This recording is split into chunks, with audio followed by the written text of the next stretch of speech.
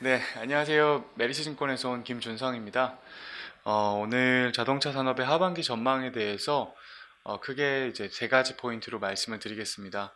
첫 번째는 이제 반도체 이슈, 그리고 코로나19 이슈가 굉장히 어, 주목을 받았던 지난 상반기였는데, 이 상반기에 이제 상대적으로 선방했던 현대기아차의 실적 전개가 어떻게 이루어질 수 있을지 하반기까지 한번 이어서 설명을 드려볼 수 있도록 하고요. 이어서 두 번째는 최근에 이제 주목받고 있는 가장 큰 화두는 자동차 섹터에서 이 모빌리티, 그리고 이 모빌리티라는 단어 안에서도 가장 주목받고 있는 비즈니스 모델은 로보택시라고 생각을 합니다. 이 로보택시와 관련된 현대기아차 그룹의 진전과 그리고 경쟁 업체들 산업의 동향 말씀드리겠습니다. 마지막으로 이런 배경 하에서 가장 선호해야 할 수 있는 기업군에 대해서 이야기 드려보도록 하겠습니다. 자, 이제 지금 보고 계신 10페이지에서 오른쪽 차트를 봐주시면 확실히 이제 작년 코로나 국면이 가속화됐던 그때와 비교하면 어떤 브랜드를 막론하고 굉장히 높은 성장을 보여주고 있는 상황입니다.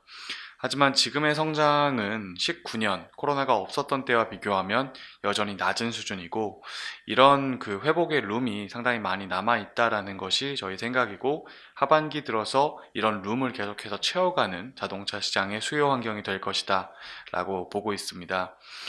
이 업종에 대해서 지금 가장 큰 화두가 됐던 단기 이슈는 반도체의 공급 부족에 따른 주요 자동차 회사들의 양산 거점의 생산 차질이었습니다.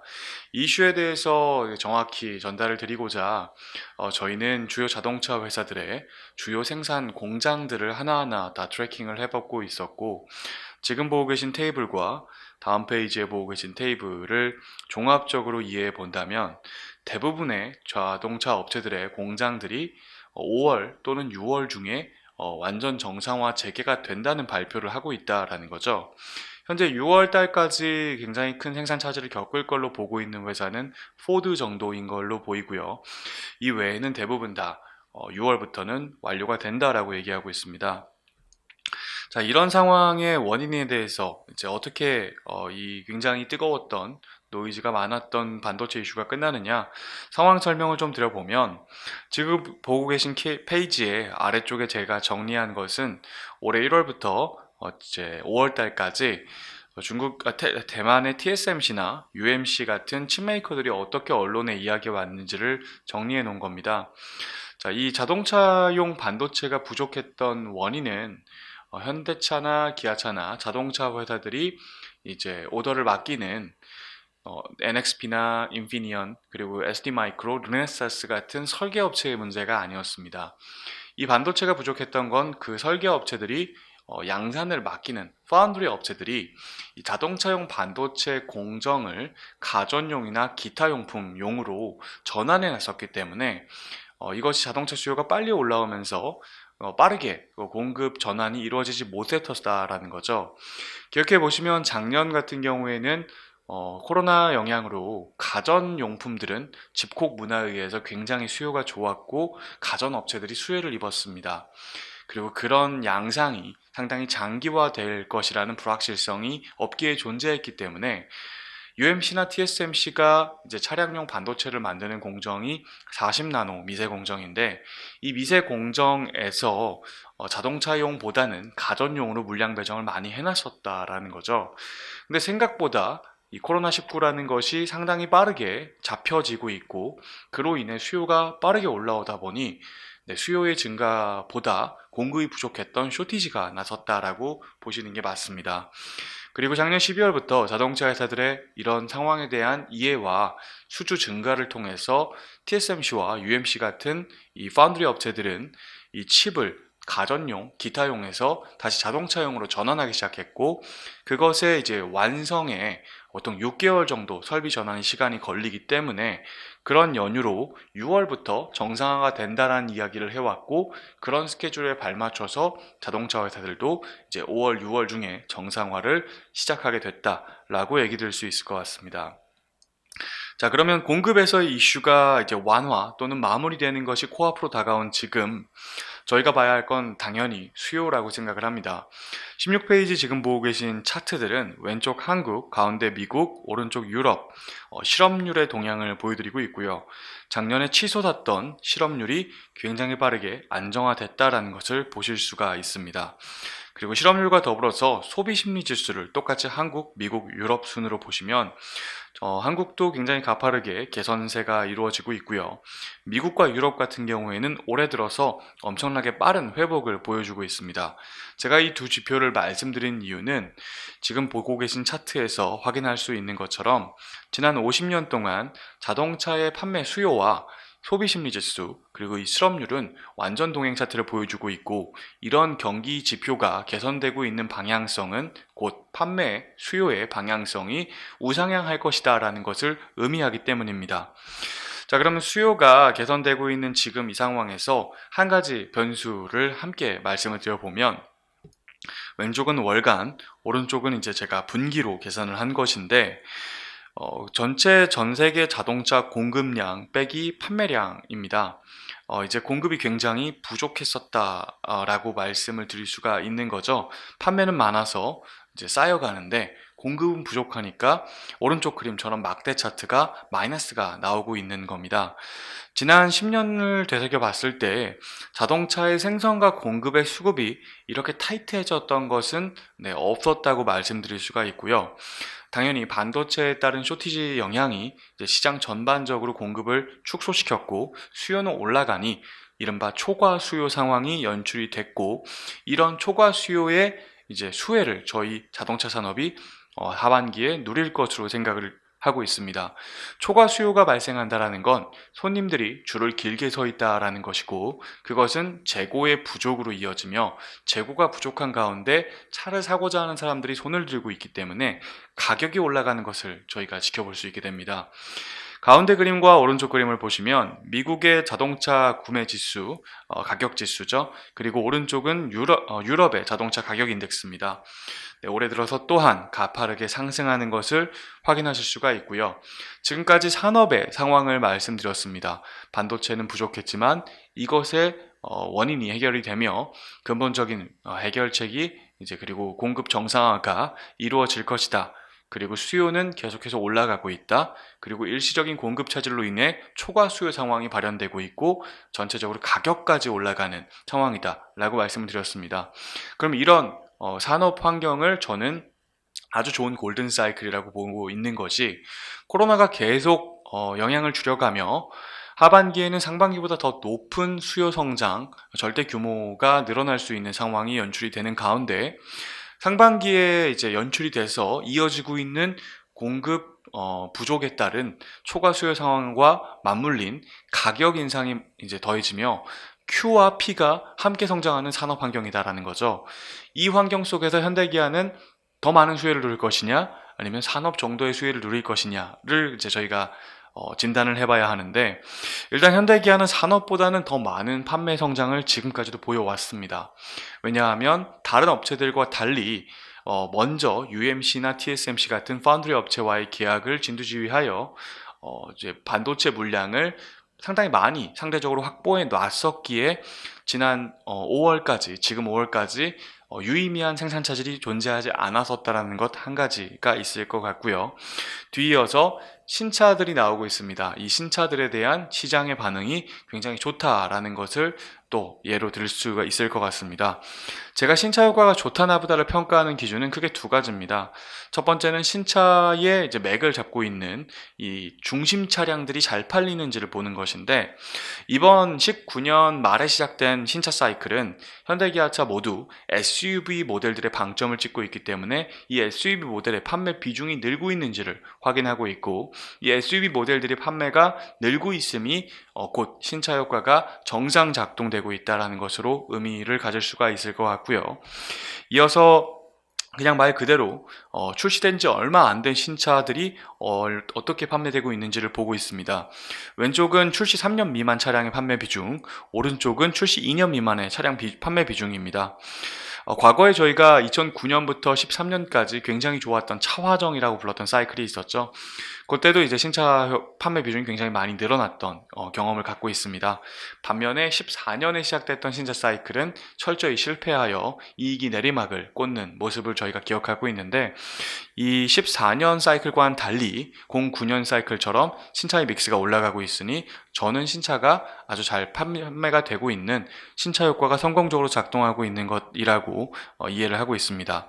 그리고 아울러 본격적인 실적 지표죠. 인센티브와 재고도 지금 보시면 현대차 왼쪽, 오른쪽 기아 양사 모두 20년부터 이 두 가지 지표가 우하향하고 있으니 지금 말씀드린 차트를 종합해 보면 신차들이 아주 잘 팔리고 있어 이 판매 비중도 늘어나고 있고, 이 신차들의 효과를 통해서 잘 팔리니 재고도 줄고 가격도 올려받을 수 있겠죠. 재고가 인센티브와 함께 동행 하락하고 있다라고 보고 있습니다. 아울러 마지막으로 중고차 가치와 금리 얘기를 드리려고 하는데, 가운데 차트를 보시면 지금 워낙에 초과 수요 상황이기 때문에 신차 가격도 정말 많이 올라가고 그와 동행해서 중고차 가치도 올라가고 있습니다. 그리고 신차를 못 사는 수요처가 이제 중고차를 사서라도 차를 운행해야겠다라는 이제 엑스트라 수요가 생기기 때문에 극단적으로 중고차 가치가 폭발적 성장을 보여주고 있는 상황입니다. 중고차 가치가 올라가면 금융사업부의 실적이 좋습니다. 금융사업은 할부금리와 리스금리로 이루어지게 되고요. 이 중고차 가치가 올라가게 되면 아무래도 계약을 할 때 맺었던 잔존 가치보다 실제 중고차 가치가 올라가며 관련된 손익 개선이 이루어지게 되고요.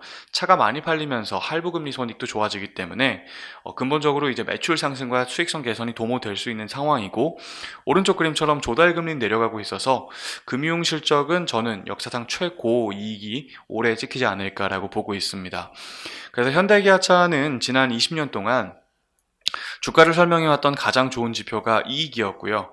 이 이익과 시총의 동행 관계를 비추어 봤을 때 앞으로 물량이 늘고 단가가 올라가고 그리고 금융 실적까지 좋은 현대차 그리고 기아차의 실적 방향성이 우상향하며 기본적인 기업의 가치, 기초 체력을 끌어올릴 것이다 라고 생각을 하고 있습니다.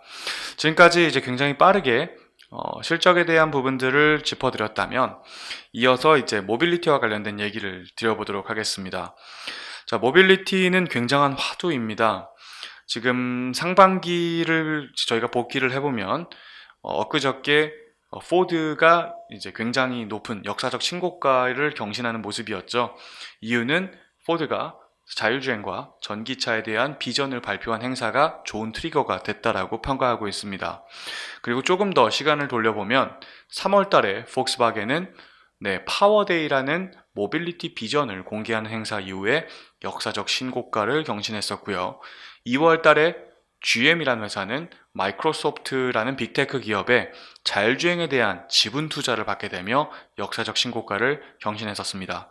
그리고 우리나라의 현대기아차도 1월 달에 이른바 애플카의 협업 이슈가 화두가 되며 역사적 신고가를 경신했던 바가 있죠. 이런 상황들은 저는 시장이 굉장히 미래학자분들이 얘기하는 중장기 미래로 봤던 모빌리티라는 산업이 굉장히 코앞으로 도래했다라는 공감이 이루어졌기 때문에 기본적으로 자동차 회사들의 부여해왔던 실적과 동행하는 기업가치 평가 이상의 것을 기대하고 평가하고 있다고 저는 생각을 합니다. 자, 애플카 이슈를 한번 복기를 해보면 현대차의 공식적 입장은 애플과 자율주행 기술을 협력하고 있지는 않다. 하지만 자율주행 전기차와 관련해서 다양한 업체들과 협의 중이다. 이런 공시를 한 적이 있습니다. 아직 정해진 바, 공개된 바가 없다라는 거죠. 저는 이 애플카에서 시장의 관심이 애플카의 카가 아닌 애플의 화제성에 더 집중했었던 기억입니다.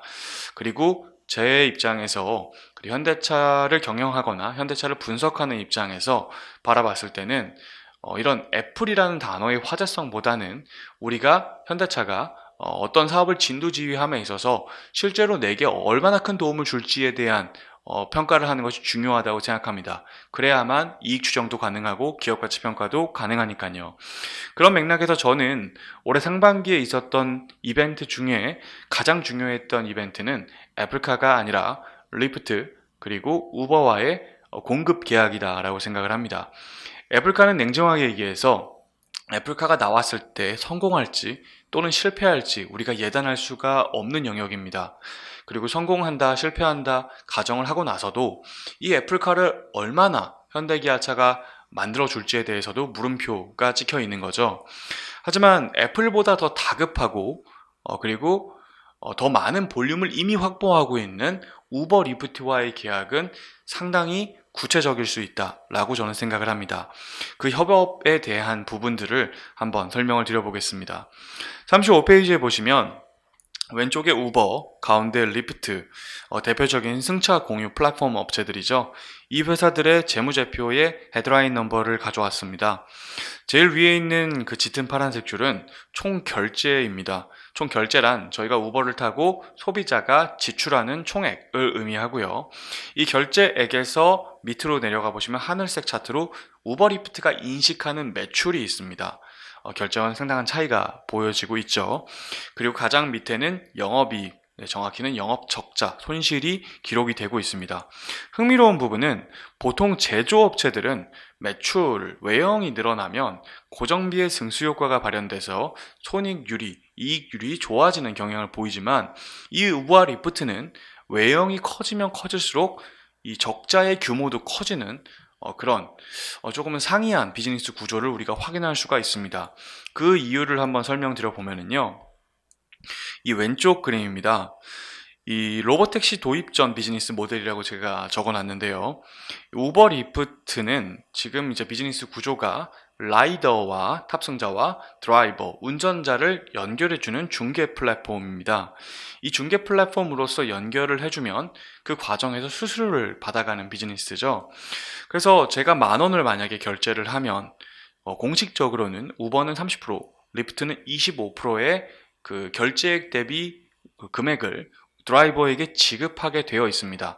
근데 실제로 결제액에서 드라이버에게 지급되고 내게 남는 매출액은 20%밖에 되지 않는, 즉 드라이버에게 지급하는 비율이 80%에 육박하고 있다라는 것을 저희가 재무제표에서 보고 있는 거죠. 이유는 뭐 기본 페어 같은 것들을 운전자에게 그냥 지급하고 나머지에 대해서 25%, 30%를 취득한다든지 아니면은 운전자가 정말 많이 필요한 러시아워에는 레이쇼가 바뀐다든지 그런 것들이 이런 상황을 연출하고 있다고 생각을 합니다. 어쨌든 현재 우리가 보고 있는 드라이버 커미션은 전체 결제액의 80%나 지출이 되고 있고 거기서 보험료나 아니면은 라이더를 유인하기 위한 인센티브의 지급들이 비용으로 잡히며 10의 적자를 내고 있는 거죠.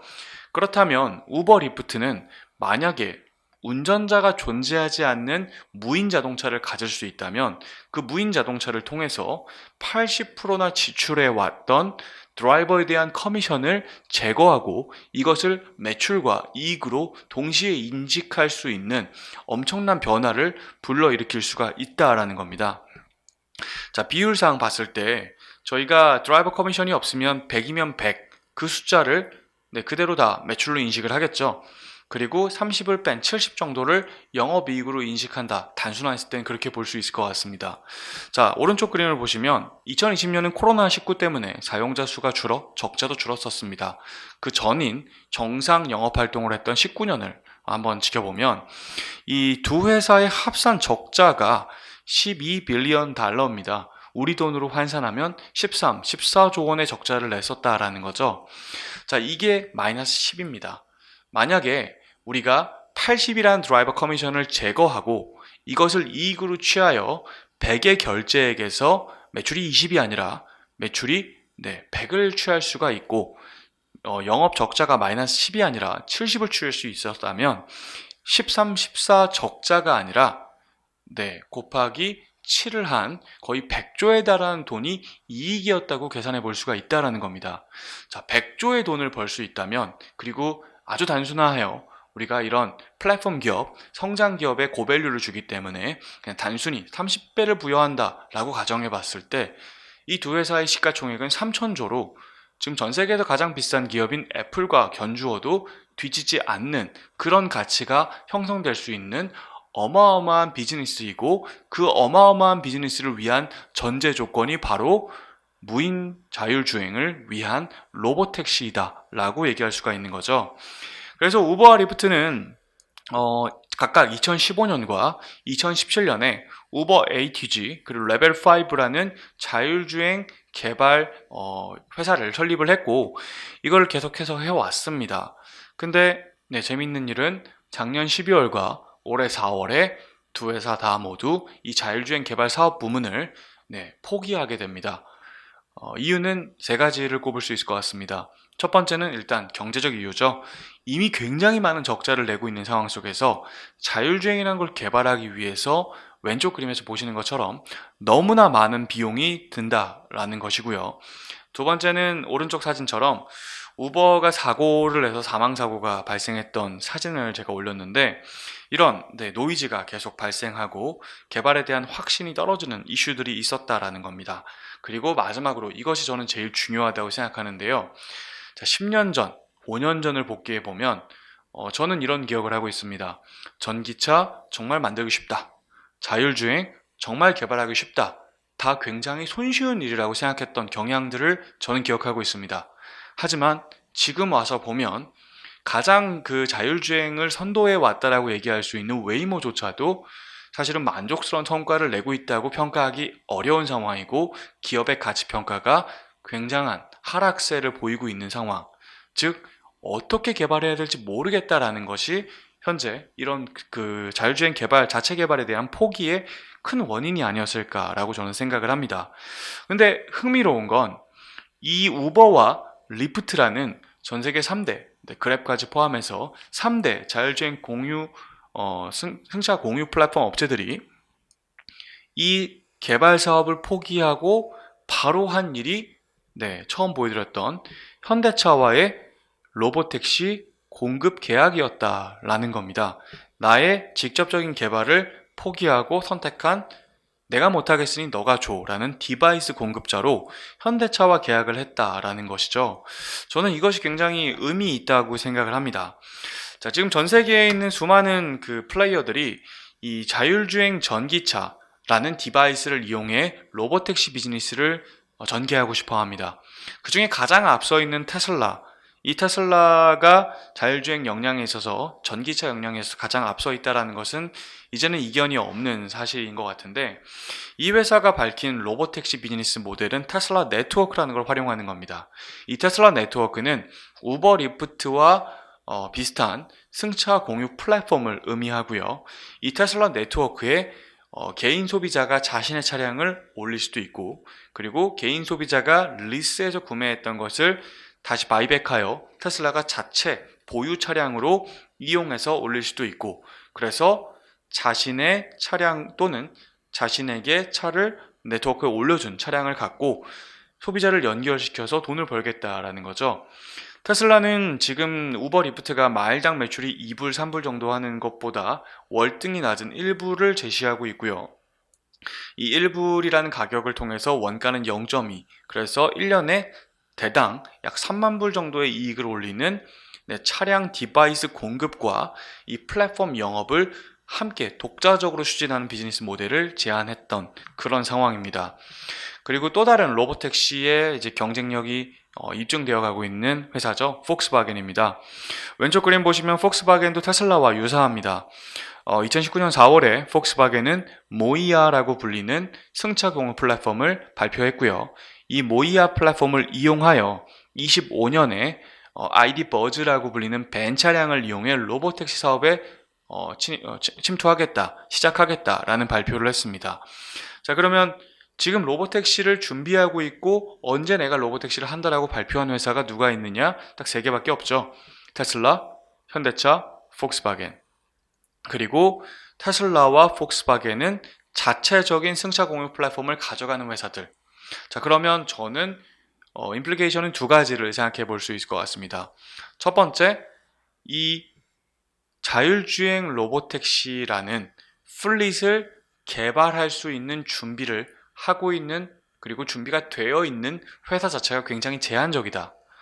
그렇기 때문에 이 승차 공유 플랫폼 업체들과 디바이스 업체 간의 대결을 했을 때 바기닝 파워를 가져갈 수 있는 건 당연히 기술 주도권을 쥐고 있는 회사고, 심지어 폭스바겐 테슬라는 이 공유 플랫폼을 이용하지 않고 자체 플랫폼을 내놓을 거기 때문에 이 업체들이 아마도 다음 승차 공유 또는 이동혁명의 주인공이 될 가능성이 높다라는 생각을 해볼 수가 있고요.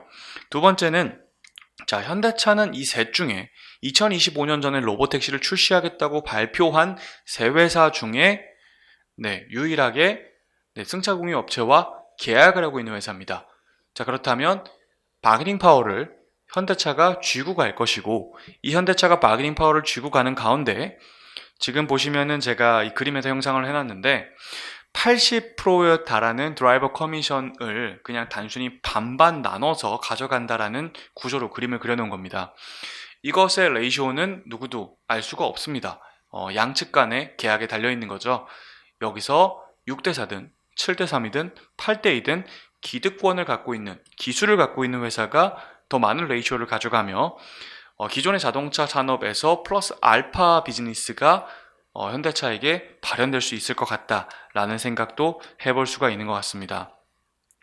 이런 로보택시를 진두지휘하기 위해서는 크게 5가지의 기술적 도약이 필요하다고 생각을 합니다. 제일 먼저 필요한 것은 전기차 플랫폼이죠. 그냥 전기차를 만들 줄 안다라는 것은 의미가 없다고 저는 생각을 합니다. 에너지 공급 효율성이 굉장히 높은 전기차 플랫폼이어야겠죠. 똑같은 배터리 셀을 100kWh를 넣어도 이 100kWh를 통해서 더 많은 전기를 끌어다 쓸 수 있는, 더 많은 일을 할 수 있는 그런 시스템을 구축해야 할 것이고요. 그렇게 넉넉하게 공급받을 수 있는 전기 에너지를 이용하여 차의 이동도 전기를 사용하고, 그리고 차의 주행을 담당하게 될 인간을 대신할 AI 컴퓨터, 온디바이스 AI, 엣지 컴퓨터, 그리고 차량용 AP라고 불리는 그런 컴퓨터에게도 전력을 공급해 줄 수 있어야 될 겁니다. 그리고 그 엣지 컴퓨터가 운전을 하며 모인 데이터를 클라우드에 보내면 이 클라우드에 있는 클라우드 컴퓨터가 머신러닝을 하여 주행 능력을 고도화시키는 작업을 하게 되니 클라우드 컴퓨터도 필요할 거고요. 이 클라우드 컴퓨터의 연마한 주행 능력을 엣지 컴퓨터로 다시 보내 운전을 시켜야 되기 때문에 요 네트워크, FOTA 영역이 또한 굉장히 중요한 기술적 단계라고 생각을 하고요. 그리고 이렇게 들어온 파일들을 차의 각 기능에 보내서 융합 제어할 수 있는 차의 설계, 구조, 아키텍처가 필요하다라고 생각을 합니다. 이 5가지에 대해서 일단 1단계는 전기차이기 때문에 저는 이제 전기 자동차의 에너지 공급 효율성을 보는 지표로 코어 에피시언시를 보고 있는데, 이것이 가장 좋은 회사가 왼쪽엔 테슬라, 그 다음에 현대차, 그 다음에 비슷하지만 폭스바겐, 이 친구들이 가장 일단은 1단계의 기술적 도약에서 앞서 있다라고 생각을 하고요. 이 전기차 전용 플랫폼에서 준비가 안 된 회사들이 대부분이기 때문에 현대차나 폭스바겐은 MEB나 EGMP 같은 전기차 플랫폼을 타 OEM에게 팔면서 또한 비즈니스가 추가될 수 있다라고 생각을 합니다. 현대기아 같은 경우에는 23년까지 이 5가지를 다 완성한다라는 비전을 작년 12월에 발표한 바가 있고, 올해 4분기에는 집중형 아키텍처와 FOTA, 그리고 22년에는 차량용 AP, 23년 이후에는 클라우드 컴퓨터를 통한 머신러닝을 진두지휘할 거다라고 발표한 바가 있습니다. 자, 이렇게 발표만 하면 사실은 우리는 그냥 기다리기만 해야 됩니다. 워낙에 어려운 일이기 때문에 우버 리프트도, 웨이모도, 그리고 굉장히 많은 자동차 회사들이 못 따라가고 있는 건데, 현대차가 할 수 있겠어? 그게 굉장히 당연한 접근법이고, 저 또한 이것을 아직 확인하지 못했기 때문에 아까 처음에 파트 1에서 말씀드렸던 이익에 근거한 가치평가를 하고 있는 것이 현실입니다. 하지만 저는 이것을 우리가 기대해봄직한 근거가 2가지 정도가 발현된 상반기가 아니었나라고 생각을 합니다. 일단 첫 번째는 지금까지 말씀드렸던 우버 리프트와의 계약 그 자체입니다. 우버 리프트는 당연히 굉장히 급할 겁니다. 양사 합산 13조, 14조의 적자를 내고 있는 이 상황에서 자기가 직접 개발해왔던 자율주행을 포기하고 남에게 바로 맡겼습니다. 그리고 그 대상은 이 둘이 믿기에 가장 단시일 내에 나에게 이런 것들을 공급해 줄 수 있는 디바이스 제공자라고 판단을 스스로 납득해야만 그런 결정을 할 수 있었을 거라고 생각을 합니다. 안타깝게도 25년 전에 자율주행 로보택시를 출시하겠다고 밝힌 세 회사 중 승차 공유 업체를 자기가 직접 만들지 않고 협업으로 컨셉을 잡고 있는 것은 현대차 뿐입니다. 이 현대차와 계약을 했다라는 것은 현대차에 대한 기술의 진전에 대해서 이들이 먼저 확인하고 가능성이 높다라고 확신하지 않았을까라는 점이, 제가 이 기술들이 매년 전개되어 이제 상당히 빠르게 로보택시를 디바이스를 내놓을 수 있지 않을까라고 믿는 첫 번째 근거라고 말씀드릴 수가 있을 것 같고요. 두 번째는 공정의 전환입니다.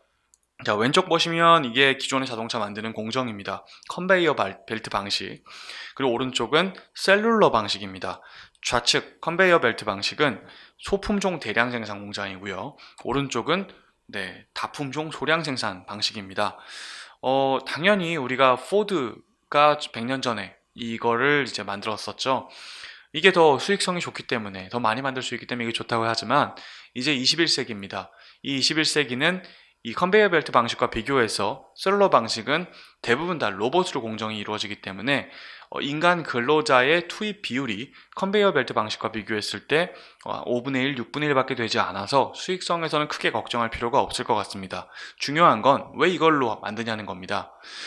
다품종 소량 생산으로 간다는 건 애플카가 됐던, 구글카가 됐던, 아마존카가 됐던, 우버카, 리프트카, 그리고 그랩카, 뭐가 됐던 굉장히 다양한 이 로보택시를 필요로 하는 주체들에게 각자의 니즈에 맞는 다양한 차량을 조립해 주기에 적합한 공정이라고 생각을 하고요.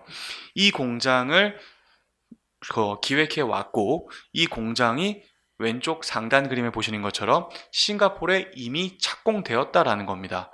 그리고 저는 이 공장은 아마도 그랩에 대한 차량 공급 기지로 쓰이지 않을까라고 생각하고 있습니다. 이런 공정을 준비했다는 것 자체가 저는 로보택시를 상당 부분 준비하고 있다라는 또 하나의 근거로 작동한다라고 생각을 합니다.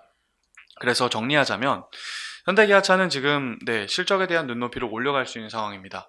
반도체 우려가 줄고 코로나 우려가 줄기 때문에, 그리고 이익의 레벨이 올라간다면 우리가 바라보는 기업의 밸류에이션이 점점 더 매력적으로 바뀌게 될 겁니다.